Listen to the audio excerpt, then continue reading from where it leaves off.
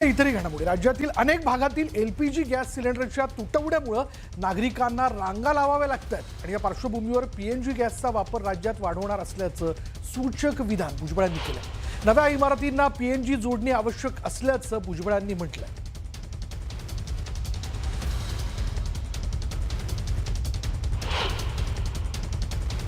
आपण सुद्धा सांगितलं की ठीक आहे पीएनजीचा जे आहे पीएनजी स्वस्त सुद्धा पडतोय आणि पीएनजीचा जास्तीत जास्त उपयोग झाला पाहिजे, प्रसार प्रचार झाला पाहिजे। मागे एक ते पत्रक त्यांचं होतं की 3 महिन्यानंतर जे आहे कदाचित जे आहे एलपीजी बंद होईल, त्याच्या अगोदर सगळ्यांनी पीएनजीचे जे आहेत दान अर्ज वगैरे करून जास्तीत जास्त पीएनजीच्या ज्या आहेत जोडण्या करून घेतल्या पाहिजेत। तर त्या दृष्टीने जिथे जिथे हे शक्य आहे काम सुरू आहे।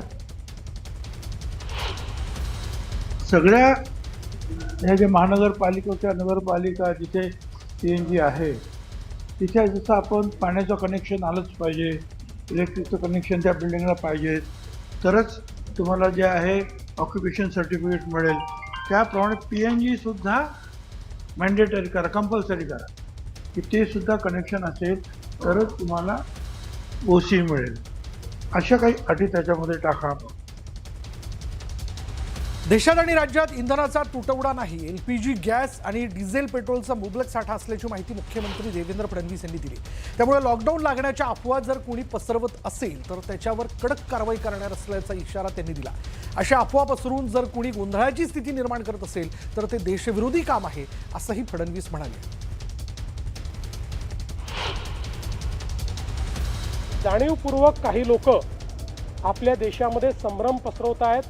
तो संभ्रम पसरू देऊ नये, लॉकडाऊन लागेल वगैरे असल्या गोष्टी सांगितल्या जात आहेत। लॉकडाऊन बिलकुल लागणार नाही आहे। असल्या गोष्टी पसरवणारे हे अक्षरशः एक प्रकारे देशद्रोह करतायत आणि म्हणून माझं मत आहे की अशा पद्धतीनं खोट्या बातम्या पसरवणाऱ्यांवर कडक कारवाई हे आम्ही देखील करणार आहोत।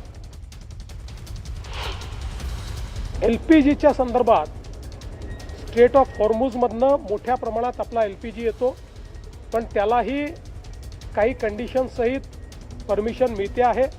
त्यामुळे जरी सप्लाय थोडा स्लो होत असला तरी देखील सप्लाय येतो आहे। मला असं वाटतं की एक प्रकारे माननीय प्रधानमंत्री महोदयांच्या डिप्लोमसीमुळे खूप मोठे चॅलेंजेस नाही आहेत, तथापि छोटे चॅलेंजेस येतील, सप्लायचे चॅलेंजेस येतील, ते आपण त्या ठिकाणी आपल्या स्ट्रॅटेजीच्या माध्यमातून ओव्हरकम करण्याचा प्रयत्न करतोय।